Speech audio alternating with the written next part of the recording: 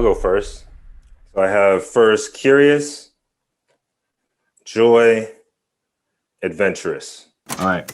So in the front, I have serious, caring, and hardworking. It's different than the front. The things that we don't let people see.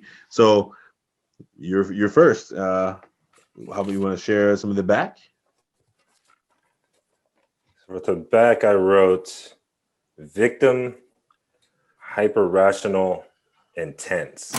I put my fingers over here before, so I kind of smeared it, but I can read it. It says a fear of failure, sadness about death, and brother's mental health.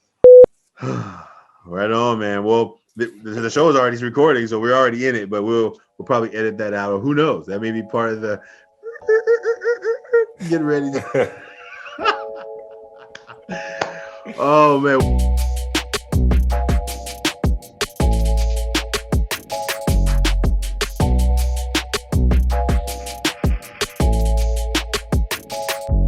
Welcome to the Taking Out the Mask podcast.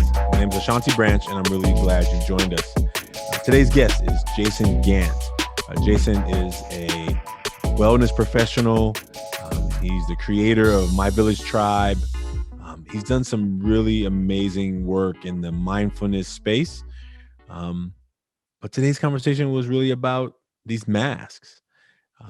One thing I'm really excited about, and you'll hear us talk about, is that Jason was one of our coaches this past summer at the Social Emotional Leadership Academy, working with our young men, and it was a really meaningful experience. They really looked forward to meeting with him each week and having that space just to do some introspection, some reflection, some meditation, and some relaxation. Was really powerful for the young men. And so I'm excited that we finally got together on this conversation. He was actually training the young men who actually launched the podcast back in the summer. So it's really great to have him on the podcast.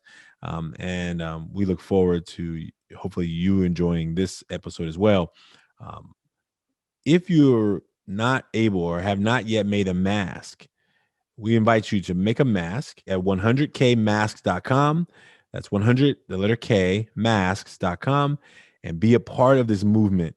And what you will see really soon is we're going to be launching the Million Mask Movement Peer Mentoring Project. It's actually already launched, but we're going to hopefully have a big, real launch that will hopefully help you to see this movement in its most really elemental form, working with students who are interested in helping their peers. This Saturday coming up, you will see a documentary screening of Beyond Men and Masculinities, where our work, my work, and the Million Mask Movement is featured. We hope that you will be able to make it to that screening. You can find information on that on our website, everforwardclub.org, or you can go to social media and get information about that. We really appreciate you being a part of this journey with us, and we look forward to seeing you soon. Oh man, well, welcome, Jason. Welcome to the Taking Out the Mask podcast. I am so glad you joined us. Glad to have you. Yeah, thank you for having me. Well, listen, the way we start the show always is we invite our guests to introduce themselves. So, like tell folks what you want them to know about you. Take a minute or so and just tell them what you're up to. Like, who are you? And then we'll jump in to the work. Yeah, sure, certainly. So my name is Jason Gant. Born and raised in San Francisco, and went to UC Berkeley for undergrad, studied public health, went on to USF, University of San Francisco, to get my master's in behavioral health and also global entrepreneurial management, which led me to living and studying in Spain and Taiwan during that year. And then I followed that up with getting certified in mindfulness by Search Inside Yourself Leadership Institute. And so I'm currently an athletic mental skills coach, working with AAU athletes, junior college athletes, and NCAA athletes on mental skills for being in the moment during intensity. And so particularly in talking about athletics, intensity is competition. And so athletes like to compete. So how do they stay in the fire and compete during intense moments, when the game's on the line, when they're tired? So I help student athletes stay in the moment through using mental skills and leaning on my experiences overseas, from being exposed to meditation and mindfulness groups, Tai Chi, Qigong, Aikido. I really took the opportunity living abroad to expand my horizons, really immerse myself in the culture, and brought some of those things back. And so incorporate that in my trainings as well.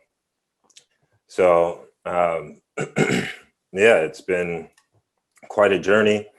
But thank you so much for having me, and I appreciate being here. Well, man, you and I, for those audience in the audience don't know, Jason and I have, this is not our first time meeting. We've met each other before, and he is also has provided support for our Young Men and Ever Forward Club this past summer in our Social Emotional Leadership Academy, and even in some other workshops that I've done around the Bay Area. He's been there. So today, when he first came on, I was in my robotic mind. I was like, have you made a mask before? And he's made masks several times. But actually, I don't think we and I has ever talked about masks together. He's been in workshop settings where we do the work. But today we get a chance to share and reveal our masks together. And so the activity, for most of you who have been listening, but even for the new folks, you can make your own mask. You can go to www.100kmasks.com.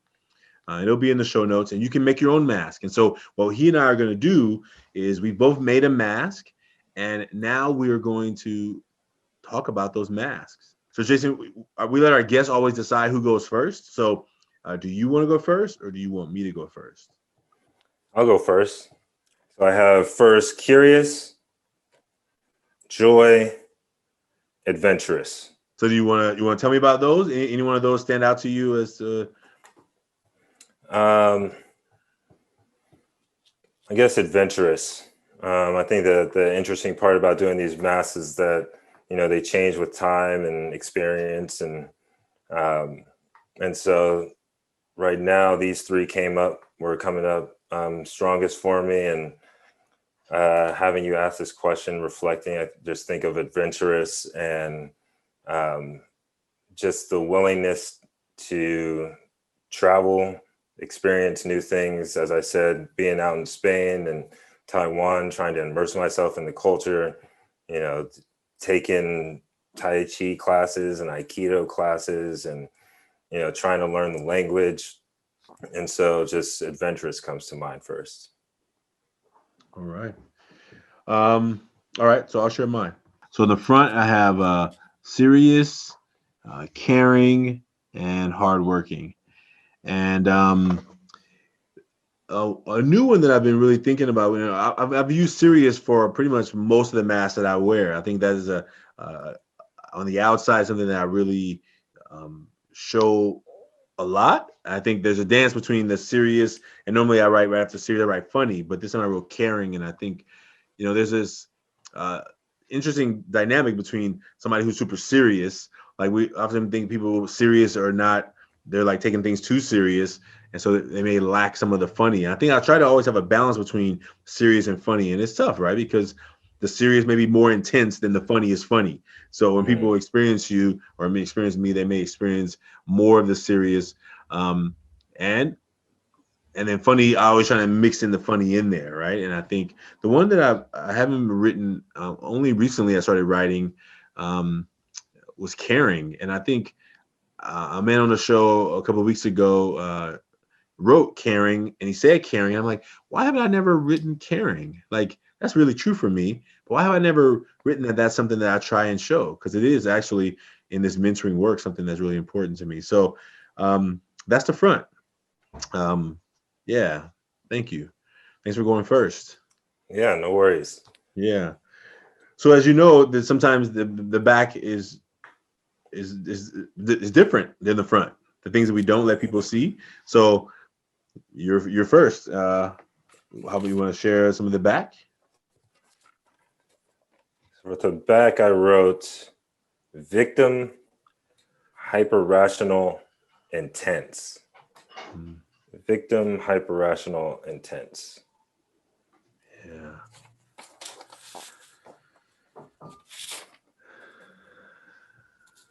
And I would say,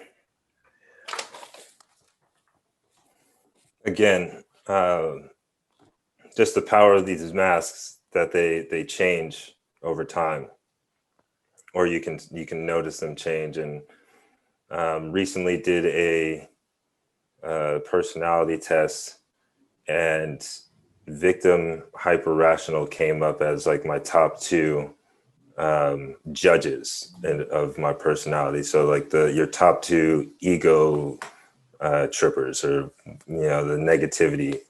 And so just being aware of that. I personally hadn't written it down. I saw the results of the report and I read it, but I haven't written it down. So it's hitting differently as I just write it down now for the first time. And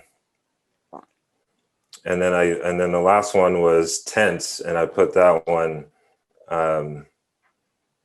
just because it's so opposite from adventurous, yet, as you said, finding that balance between the two, and that the front and the back of the mask are often different. And it's finding that balance between the two and recognizing it, and or not recognizing it, but that is the tension.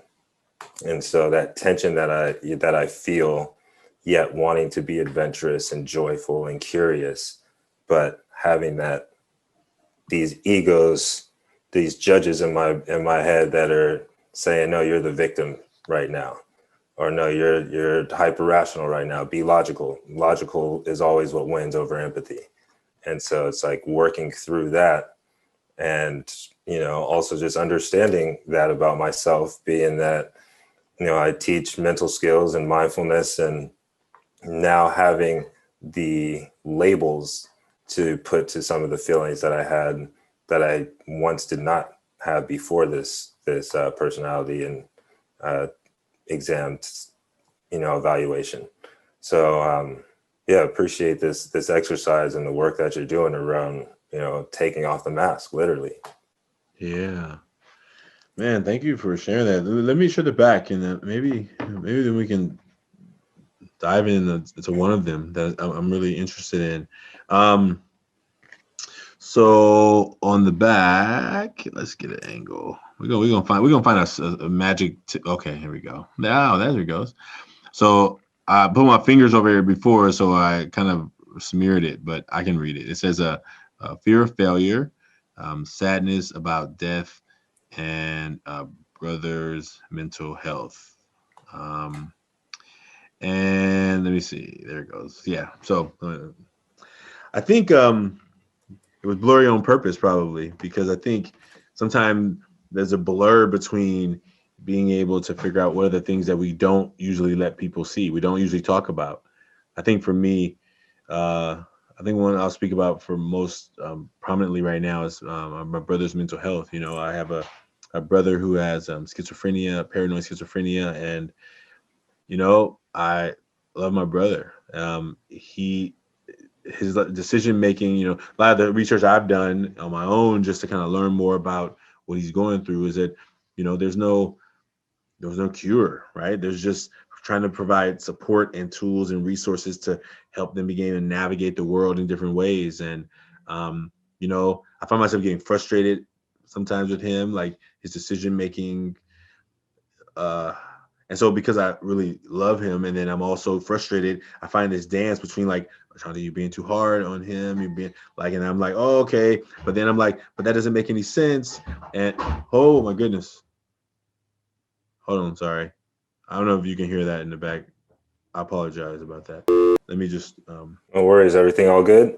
Yeah.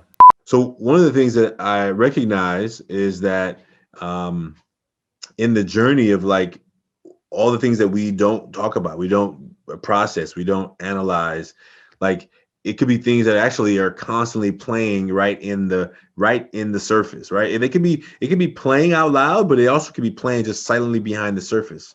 So anytime I meet someone who has, some kind of who appears to have some kind of mental disability or mental challenge or illness, like I empathize a lot, right? I empathize a lot. I try and I have a big heart for that. It's not just somebody who I can just be like, oh, get out, get out and get on and get out. It's like more like, man, I hope somebody treats my brother kindly or whatever.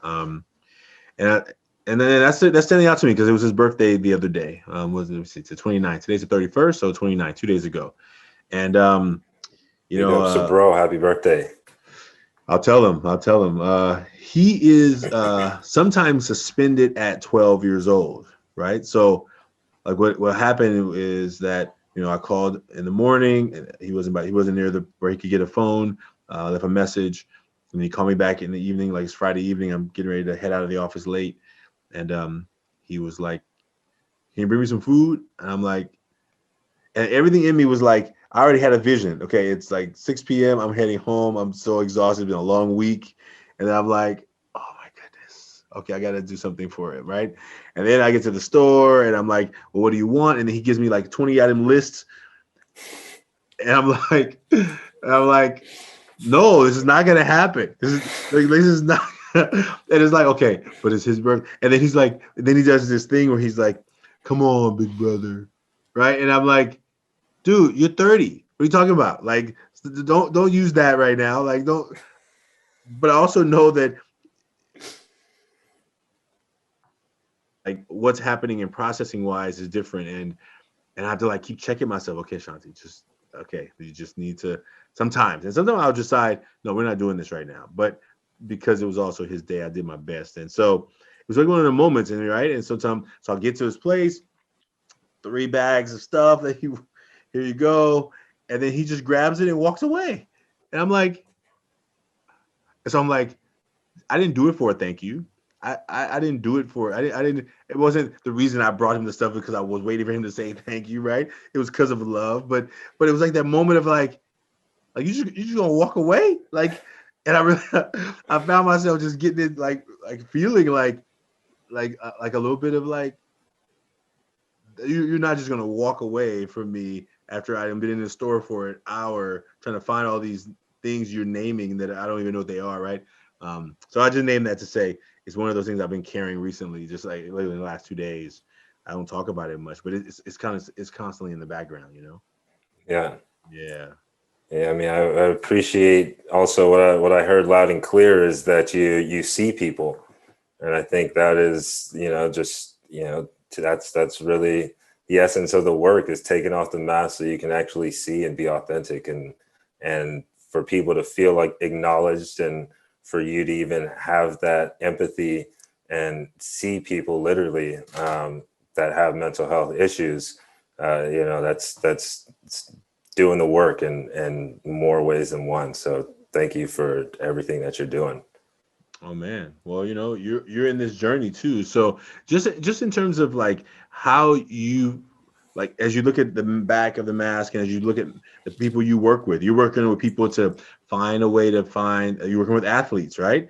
There's a lot of rules around being an athlete. I mean, definitely, I was never a until I got to high school, I wasn't an athlete, right? And then I started playing football until high school. I didn't do any of that. But you being an athlete who went to college and had this vision of, and as you now work with athletes, being able to talk to them from an athlete's perspective, how do you help them to navigate all the rules of not showing emotions, not being, like in most sports, there are some coaches who let their players feel.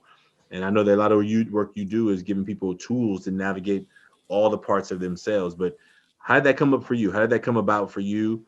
More so than, I'm not trying to interview you about it. I'm just saying, how did that become a part of something that you were passionate about doing for other athletes? Gotcha. Yeah, I mean, it really came together in parts. I would say I found myself, self-awareness, this term called mindfulness, just being with yourself, whatever you want to call it. meditation, focus, being in the zone, flow, all of these things have very close similarities. And, to answer your question, it takes me back to being in Spain. I was not for business school, but I went, maybe 5 years prior to just for my own, just to visit. My girlfriend partner was studying out there, studying flamenco. So I had a lot of time on my own while she was in school. And so that's what I mean by finding myself, self-awareness, mindfulness. Before I even knew what these concepts were, I was out in a new place, new surroundings. I had to be aware of where I was. Mentally, I had to be aware. Physically, I had to be aware. And I found myself just aimlessly walking around the town, just being curious. I was in Sevilla, Spain. And I found myself just, picking up conversation with folks while I'm grabbing lunch, making a left turn here, making a right turn here. Why am I going left? I don't know. It just feels right. And I would let that curiosity lead my experience while I was out there. And again, I was out there by myself, just being adventurous, exploring. And, I would meet back up with my girlfriend when she got out of school. But during that, that 8-hour period when she's in class, I have a lot of time to really just figure out what I like in this new place. I'd never been to Spain before. And so what brought me here, it was just having that space to figure out who I was, what I was into. And at the end of the day, getting back on the plane home to the US, I said, I'm going to go back and focus on something in public health and something in sports. And so I found a job in mental health at UC Berkeley at the Osher Lifelong Learning Institute. And then I also was connected to who I look up to as a mentor, who's was the head coach of Merritt College, who brought me on as an assistant, Keenan McMiller. And he's now at Chabot and Hayward. But working in mental health during the day, leaving that job to go coach at the junior college level, meaning physical health, it really combined and integrated this understanding of mental and physical health and what it means to really, truly be a student athlete, especially working with junior college students who are looking to matriculate into the 4-year university experience. So how do I develop them? Well, they need to be full students. They need to be full athletes. They're at a place where they want to achieve higher, get more success, but they are going to still face some challenges. They're going to face some hurdles. And that's none unlike anyone else, but they are here to find an experience that helps them get to the next step. And so understanding that and taking that macro perspective, I realized that the rest of the basketball coaches on the team were experts in their understanding of basketball. And as someone that was learning from them as a new assistant coach at this level, I found my strength to be around behavioral health and looking at this integration of mental health and physical health. And one story that really sticks out to me, last thing I'll share is that first year when I got back and I began working in mental health at the Osher Lifelong Learning Institute, then going to Merritt College for physical health basketball practice.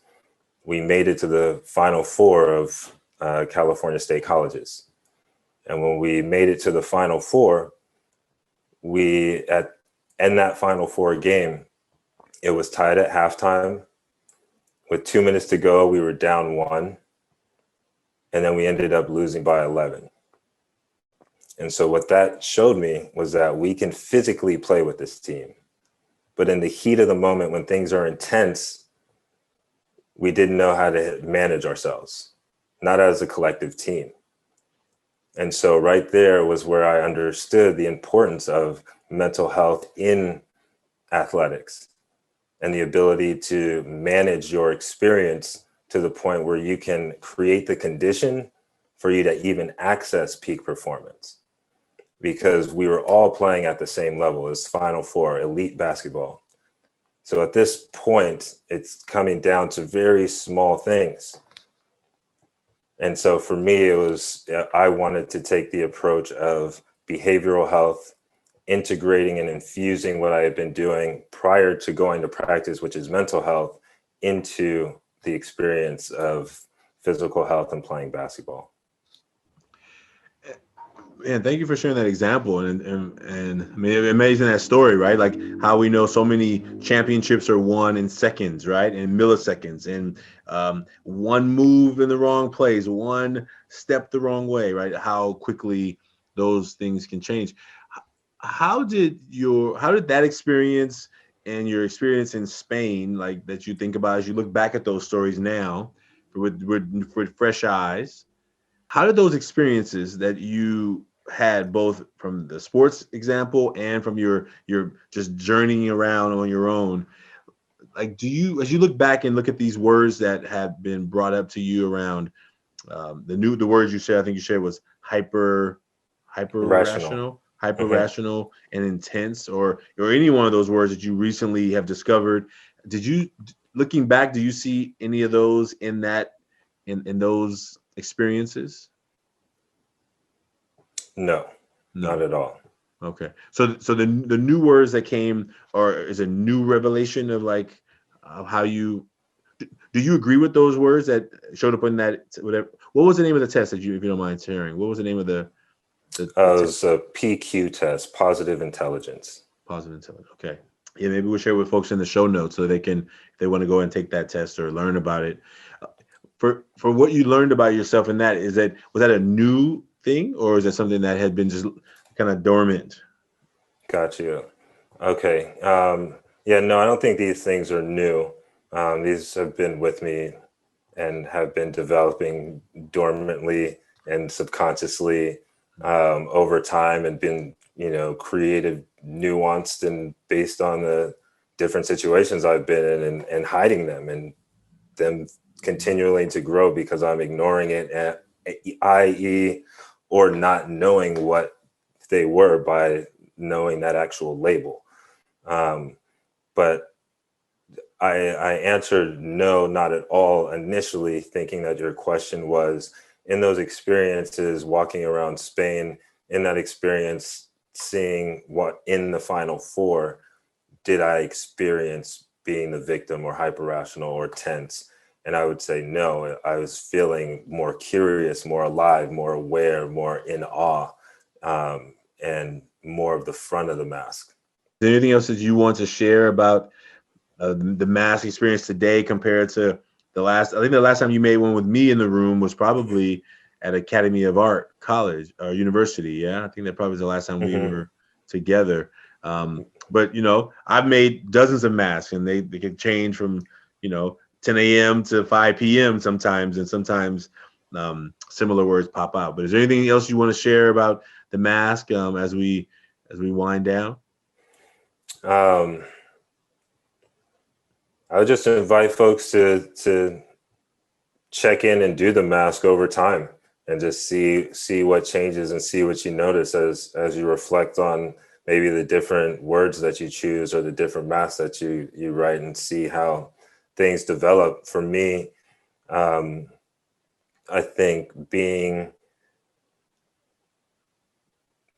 having this space between when I did the masks with you, including having a pandemic, and leaning in more on my behavioral health tools and mental skill tools, has allowed me to, I guess, get more real or more intentional, be more intentional with what I'm revealing on the mask.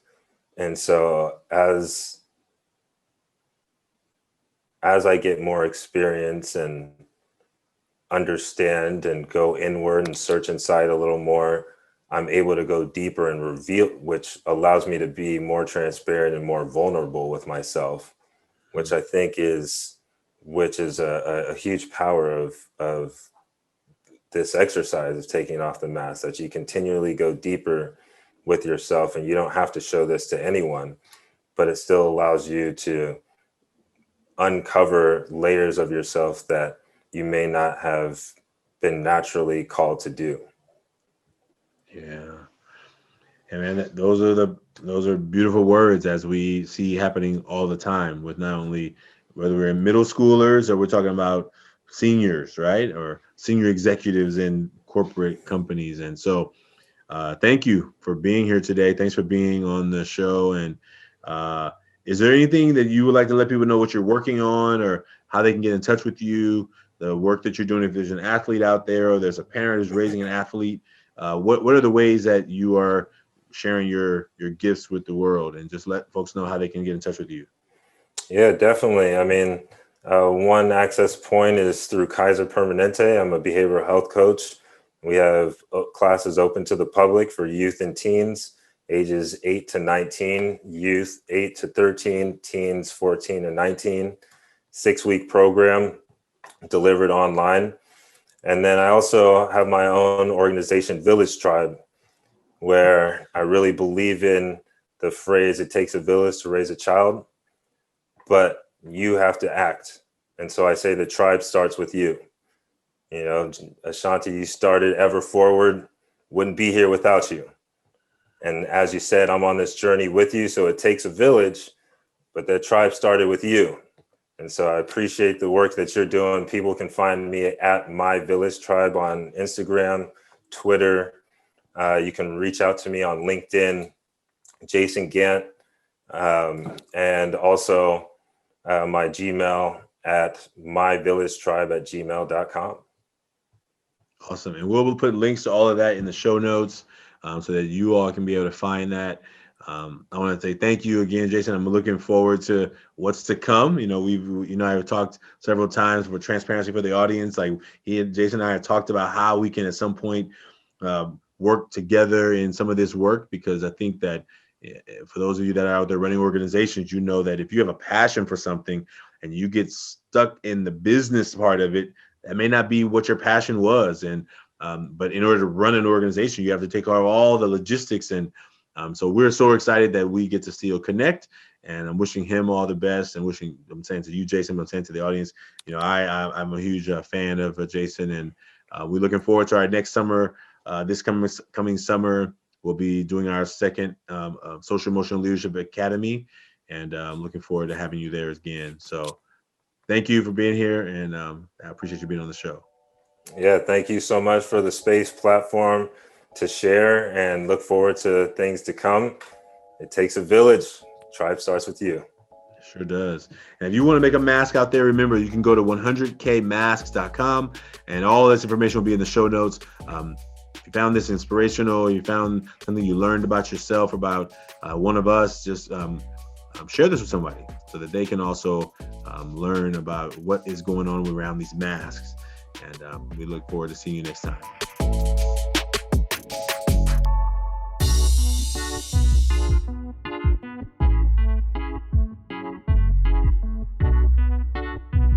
If what you heard today you enjoyed, if you've listened to this and you found something inspiring, please like and subscribe to this podcast. That's the best way for someone to find this podcast, maybe like you did. Please tell someone about it. If you know, listen to some of our previous episodes, and if one of them rings out to you, please share it with somebody you know. We also invite people to join us in a face-to-face where they come together with another person to make a mask and talk about that mask together. There's short conversations, about 20, 30 minutes. So if that's something that's interesting to you, please send us a message, send us in the comments below, let us know that you're interested in that. And we look forward to you joining the movement of the Million Mask Movement. And check out our new shirt.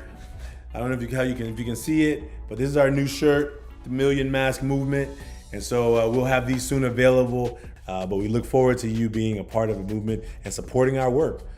Please consider supporting the work that we do in Ever Forward and in the work that we do in the Million Mask Movement to let people around the world realize that they're not alone.